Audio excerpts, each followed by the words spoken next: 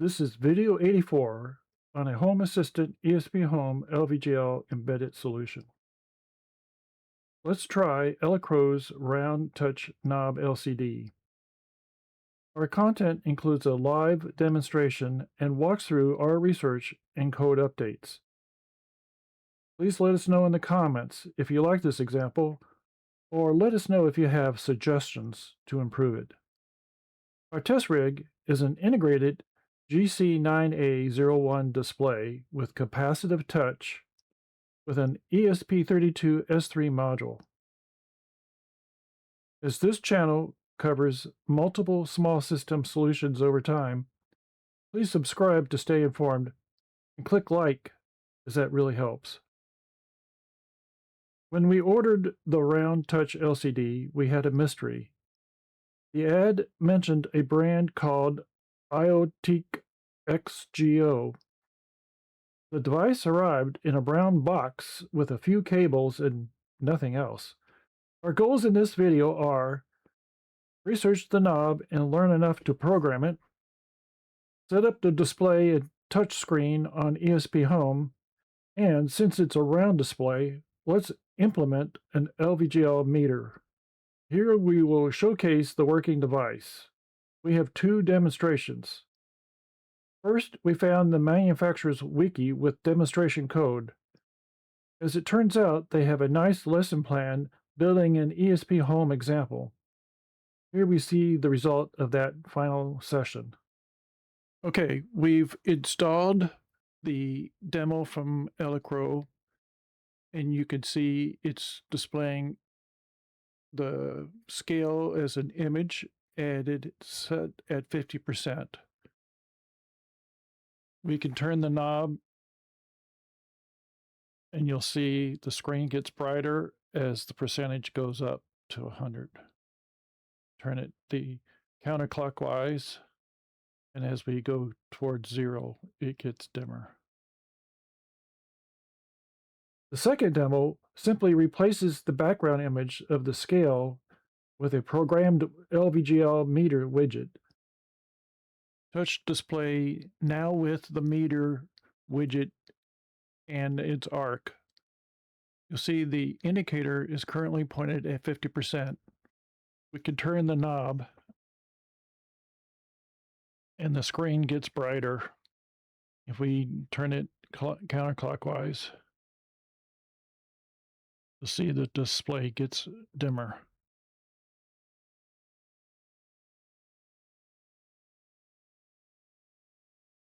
Here is a snapshot of the device as advertised online. As you can see, the device is currently discounted and is branded as sold by IoTeek XGO. We searched the internet for more information. Fortunately, we found the device's manufacturer is actually Elecro. Elecro maintains a wiki with a nice, informative, and helpful lesson plan for the device. Here we learned the full specifications, the pin definitions, and got step-by-step lessons for Arduino and ESPHome. As we are interested in using the device on ESPHome, we followed that lesson plan. The USB cable attaches on the back side as 4 loose wires. Alas, the device does not include a stand. So we designed a simple case that clamps around the middle. An improvement would be openings around the inner circumference to see the RGB LEDs. Nevertheless, the STL files, as is, are available at our GitHub site, as the case does a good job of holding the device.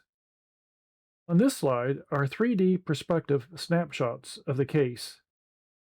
The case consists of a bottom and top halves. The bottom is easily mounted to our DIN rail track using 4 3mm machine screws. Then the device is placed into the groove. The top half is then fitted and secured using 2 3mm machine screws and nuts. This approach allows for easy access to the boot and reset buttons and the 2 cable ports for wiring.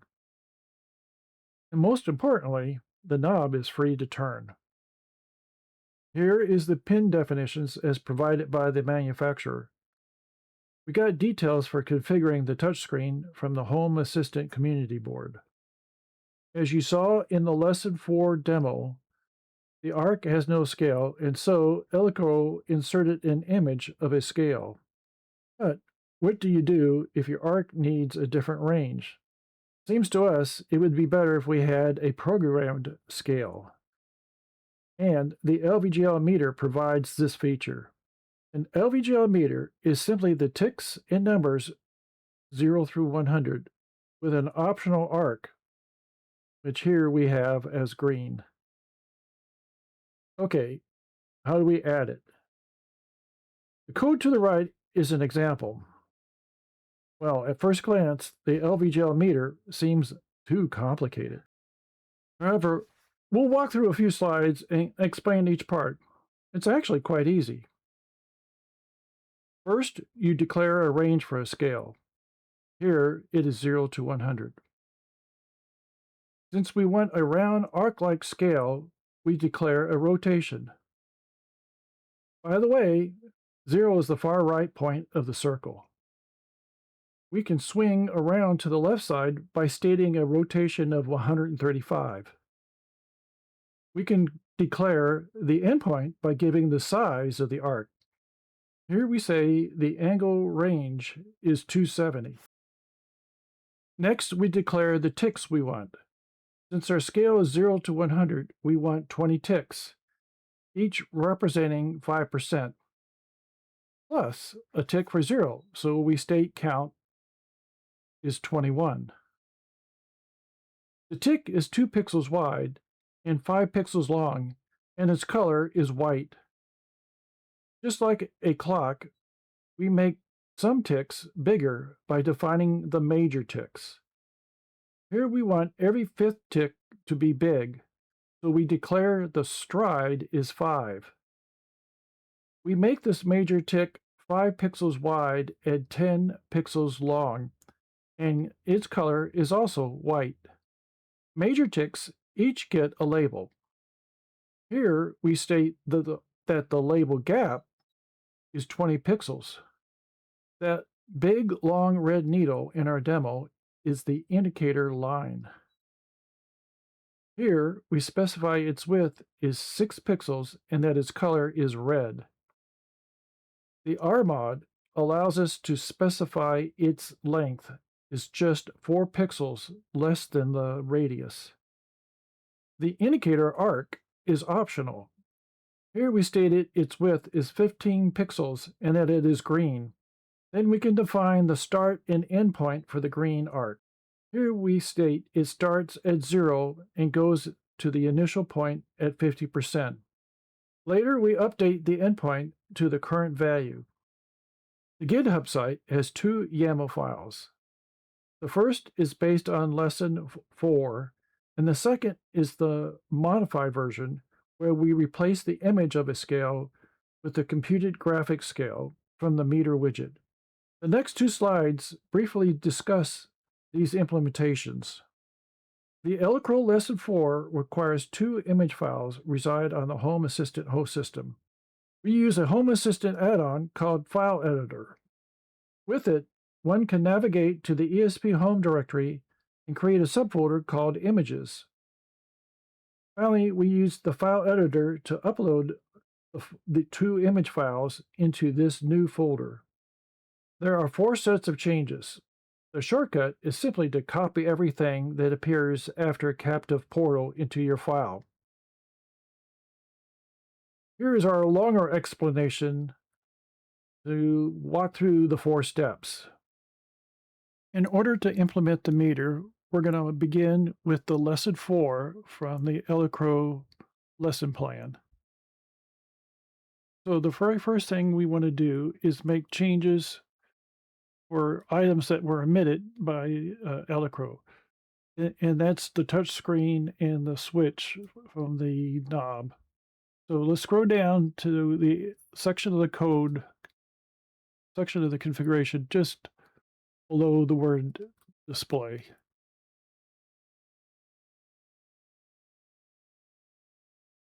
And we're going to pop in there definitions for the touchscreen and the knob switch, which is a binary sensor. Now, the binary sensor is giving us an error because we're looking to add, we're going to change the page to main page on our LVGL screen. So let's go do that next and add in the touch. So if we scroll down, you'll see that LVGL only defines the display. So we're going to go in and insert references to the touch items and the encoder push button that we did up above. And when we do that, we're going to add this main page ID to our widgets. And so that's going to cause us a need to move everything over just a little bit. Okay, so we've moved the items over. All right, now we want to add the meter.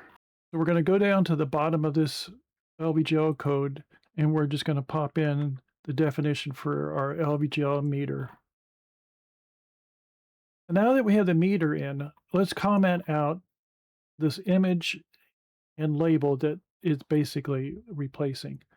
And in order to do that, we're going to select it.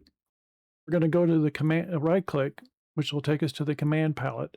And then there's all these little commands we can do to edit our document.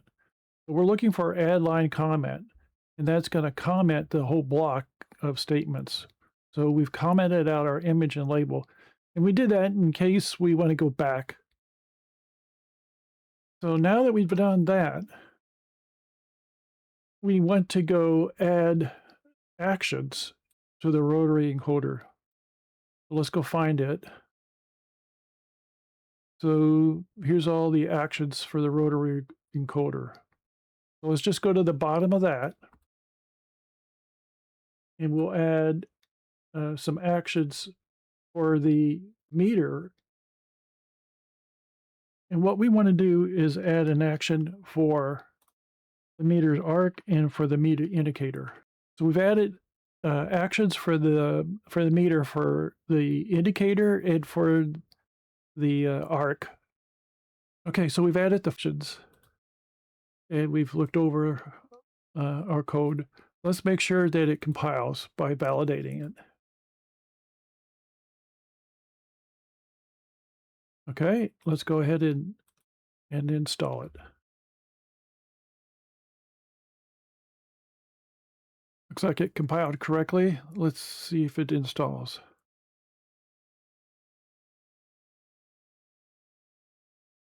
All right, we've installed it.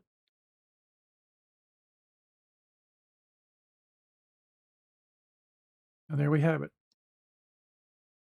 With the completed install, you now have the demo. At this point, you can decide which you prefer, the blue arc widget or the green arc widget as part of the meter widget. Additionally, there's other simplifications you can do to their program, but we'll leave that for another time. In summary, in this video, we demonstrated Elecro's demo and our change to use the meter widget. We reviewed the round touch knob LCD and how we created the test rig. We explained the LVGL meter widget and its parts. We reviewed the YAML changes. And finally, we hope this detailed explanation of the LVGL meter widget was informative. Hopefully, now you can use it in your next project. Thank you for listening.